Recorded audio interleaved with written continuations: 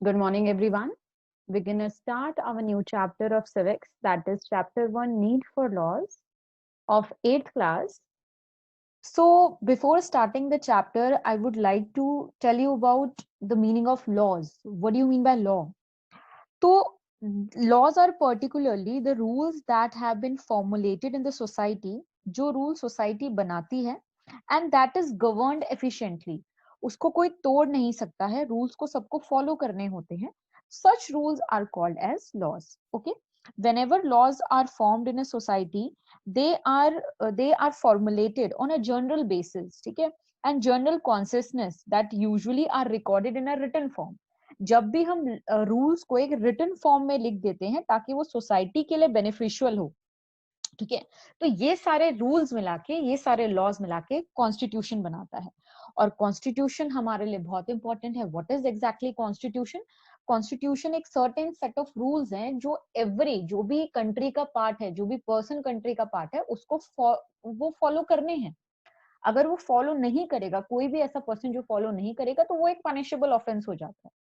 Okay, so in this chapter, we will totally understand about the importance of laws for a society, what is the role of the constitution in a country, ठीक है? And if you want to express your dissent against any law, what are the process that helps us to show our dissent towards the law? So I think let's begin the topic. Okay, so what is need for laws? हम अभी जैसे मैंने आपको एक intro दिया, तो basically society is made up of basic. What is society? Society क्या है? एक ऐसी जगह जहां पे इंटरेक्शन होता है बिटवीन डिफरेंट पीपल, ठीक है, और हम एक रिलेशनशिप सेटअप करते हैं अमंग डिफरेंट पीपल.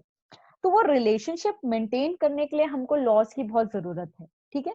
एक छोटा सा एग्जांपल लेती हूँ. जैसे हम लोग क्लासरूम में पढ़ाई कर रहे हैं, ठीक है, आप लोग 10 बजे आ गए हैं, लेकिन टीचर 10:30 बजे आ रही है, और उसके बाद जो आपका सर्टेन क्लास टाइमिंग है वो खत्म हो जाता है. तो डू यू थिंक ये कुछ जस्टिफाइड है? तो प्रॉपर लॉज जो बने होते हैं, टीचर के लिए भी ये पर्टिकुलर लॉ है कि भाई वो अपने जो क्लासेस है वो प्रॉपर टाइम पे ले, ठीक है. तो अपना रोल आपको प्रॉपरली प्ले करना है, और अगर रूल्स एंड रेगुलेशन नहीं होंगे तो वो जो रोल है हमारा, वो प्ले हम नहीं कर पाएंगे प्रॉपरली, ठीक है. आई थिंक मैं अभी आपको जो रूल्स एंड रेगुलेशन है वो क्लियरली समझा चुकी हूँ यहाँ तक, ठीक है. तो चैप्टर का थोड़ा कॉन्सेप्ट स्टार्ट करते हैं. The rules of games ensure that it is played properly, ठीक है. सबसे पहले रूल्स जो गेम के होते हैं वो क्या करता है कि जो सामने वाला पर्सन है या जो अपोनेंट है वो सबसे पहले फेयरली प्ले करे और प्रॉपरली प्ले करे, इसलिए रूल्स बनाए जाते हैं. सिमिलरली एक सोसाइटी है, अगर सोसाइटी एक पर्टिकुलर तरीके से बनानी है हमें, ठीक है, और उस सोसाइटी को देखना है कि वो ढंग से चल रही है कि नहीं चल रही है, ठीक है. Similarly the rules formulated in the society ensures that it is governed in a society. तो ये जो रूल्स बनाए जाते हैं इनको लॉज बोला जाता है, ठीक है. अब मैंने आपके साथ कॉन्स्टिट्यूशन को एक आपको ब्रीफ में बता दिया कि जब भी ये लॉज सोसाइटी के लिए फॉर्मुलेट होते हैं और एक रिटन रिकॉर्ड बन जाता है इनका, तो ये क्या कहलाते हैं? ये कॉन्स्टिट्यूशन कहलाते हैं, ठीक है. अभी अगेन वी हैव डिस्कस कि सोसाइटी क्या है? एक इंटरैक्शन से बनी है, एक रिलेशनशिप से बनी है लोगों की, ठीक है. कोई किसी को डोमिनेट नहीं कर सकता है, सबको फेयरली अपॉर्चुनिटी मिलती है. एक सोसाइटी में अगर रह रहे हैं, एक पर्टिकुलर पावरफुल ग्रुप है, वो एक तरीके से डोमिनेट करता है, लेकिन अगर कॉन्स्टिट्यूशन से हम उसको देखें तो हम उस पे सपोज ज्यादा ही कुछ हो गया तो हम उस पे केस भी कर सकते हैं, क्योंकि ये हमारे लॉ में रिटन है. Okay, laws provide a course of conduct to its member. एक प्रॉपर आपका जैसे ऐसे बोल सकते हैं ना, एक मैनर्स जो लॉज हैं वो आपको एक मैनर्स सिखा रहा है कि आपको कैसे रहना है, कैसे चलना है, कैसे खाना है, कैसे पीना है. जैसे अगर ट्रैफिक रूल्स नहीं होंगे तो आई डोंट थिंक सो कोई हेलमेट पहन के घूमेगा.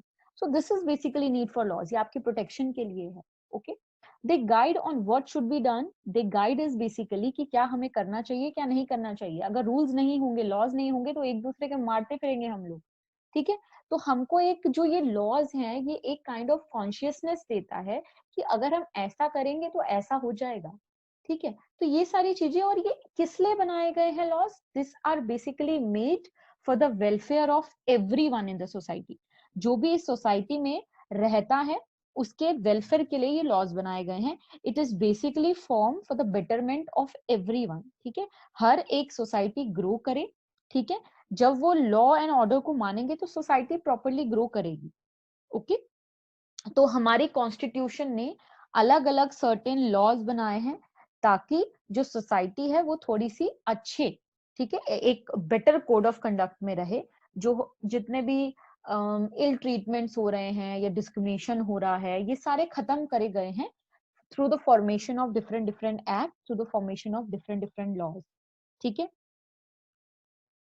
तो एक जो लॉ है वो हम स्टार्ट करते हैं, जो एक करंटली, ये आप लोगों को सबको पता होगा, डाउरी क्या होती है। पहले तो मुझे ये आपको समझाना पड़ेगा। डाउरी देखो एक बेसिकली पुराने टाइम से एक ट्रेडिशन था, ठीक है, लेकिन पहले किसी और तरीके से इसको देखा जाता था और अब किसी और तरीके से इसको देखा जाता है। ठीक है, dowry system, what is the dowry system? Basically ये एक प्रैक्टिस है। क्या कहते थे, जैसे फॉर एग्जांपल जो ब्राइड के पेरेंट्स हैं वो ग्रूम को अपनी तरफ से कुछ सर्टेन गिफ्ट, ठीक है, ऑफर करते थे जब मैरिज होती थी। ये शुरू से कुछ टाइप ऑफ गिफ्ट, लेकिन उस टाइम पे ऐसा होता था कि दोनों साइड से गिफ्ट दिए जाते थे, एक पर्टिकुलर साइड नहीं था जो गिफ्ट देता था। अगर हम बिल्कुल अर्ली टाइम्स की बात करें, ठीक है, तो दोनों party, whether it is from the groom side, whether it is from the bride side, they both were exchanging gift to each other. ठीक है, जब आपका मैरिज फिक्स हो जाता था तो एक काइंड ऑफ आप रिस्पेक्ट पे कर रहे हो एक दूसरे को। ठीक है, वो जेस्चर था एक रिस्पेक्ट का जो शो करते थे बाय गिफ्टिंग समथिंग। लेकिन अब वो सिनेरियो टोटल चेंज हो गया है। डाउरी एक ट्रेंड कह सकते हो जो ग्रूम डिमांड करते हैं। ठीक है, जितना ज्यादा ग्रूम रिच होगा उतना ज्यादा डिमांड हाई होगी, और जो अगर वो डिमांड को पूरी नहीं कर पाता है तो जो ब्राइड होती है आफ्टर मैरिज बहुत ज्यादा कॉन्सिक्वेंस ब्राइड को झेलने पड़ते हैं। जैसे आप पिक्चर में देख रहे हो, एक तरफ जो वुमेन है वो रो रही है, दूसरी तरफ जो पर्सन है, जो मेल है, वो मार रहा है वुमेन को ताकि वो डाउरी घर से मांग सके। अब ये एक ट्रेडिशन था जो चलाया गया था ताकि एक प्रॉपर सोसाइटी, एक अच्छे से एक रिस्पेक्ट की तरह चलाया गया था, लेकिन अब इसका सिनेरियो टोटल चेंज हो गया है।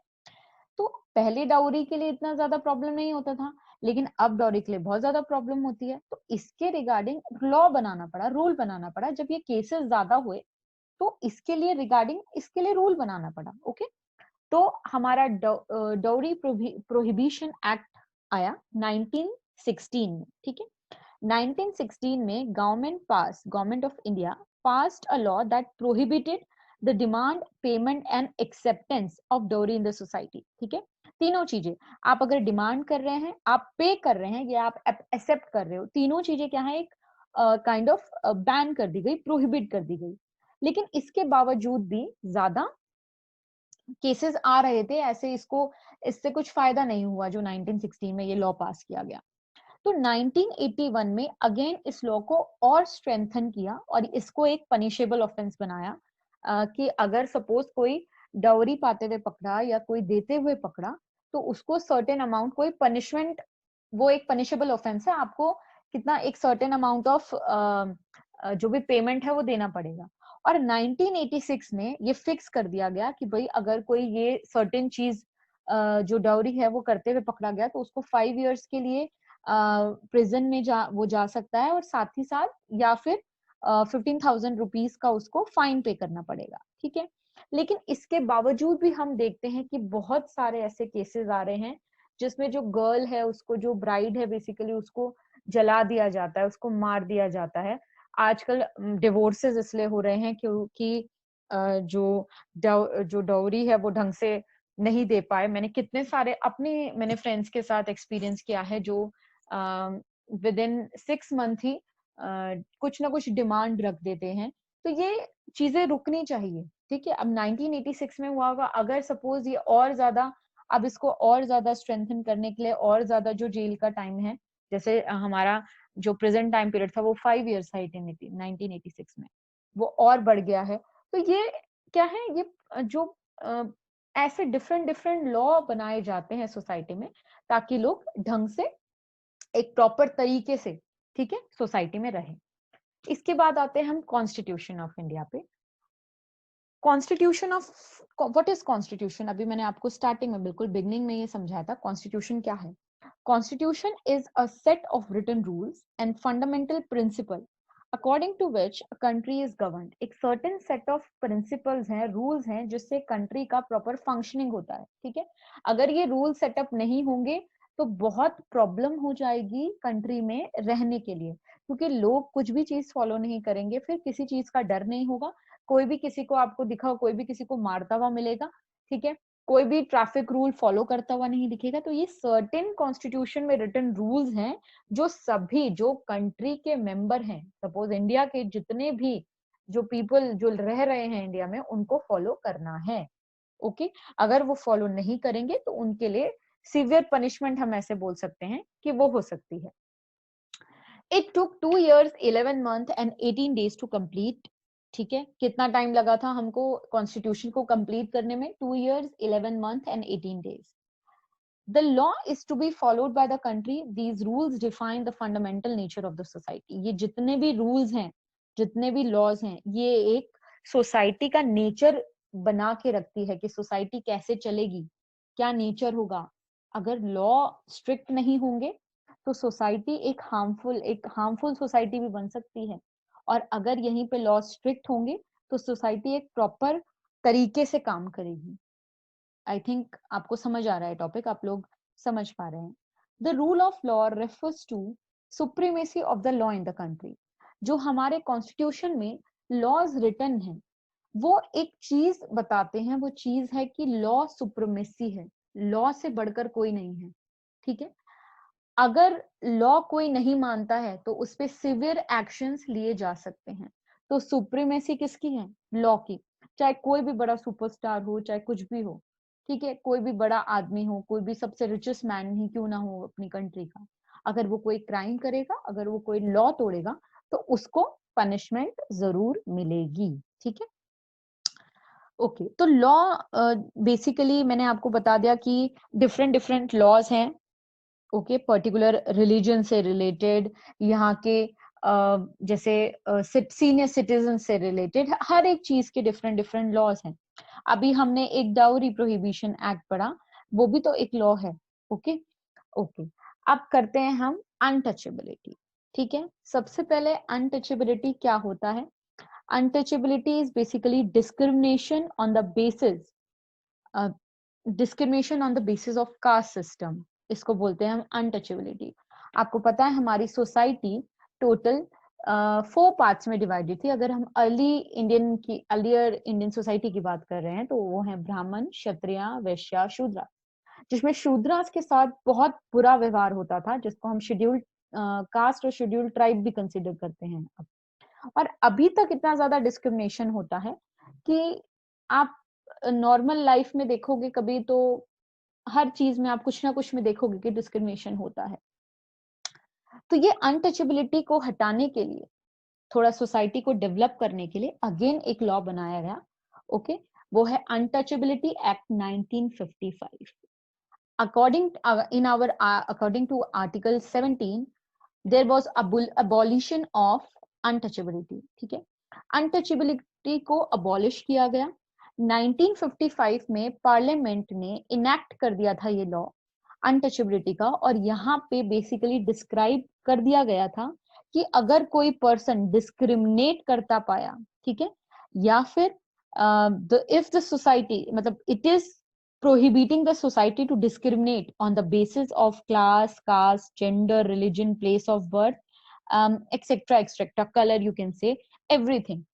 तो अगर ऐसे करते हुए पकड़े गए तो आपको एक सिवियर, ये एक बहुत सिवियर क्राइम है, ठीक है। तो अगेन, लेकिन स्टिल क्या है, लोग अभी भी नहीं मानते हैं, अभी भी अनटचेबिलिटी हमने देखा है कि सोसाइटी में प्रिवेल्ड है, लेकिन उतनी नहीं है जितना पहले होता था। और ये किस वजह से है? ये इस लॉ की वजह से है, हम ये कह सकते हैं। तो जैसे जैसे सोसाइटी चेंज होती है वैसे वैसे हमें लॉज भी चेंज करने पड़ते हैं।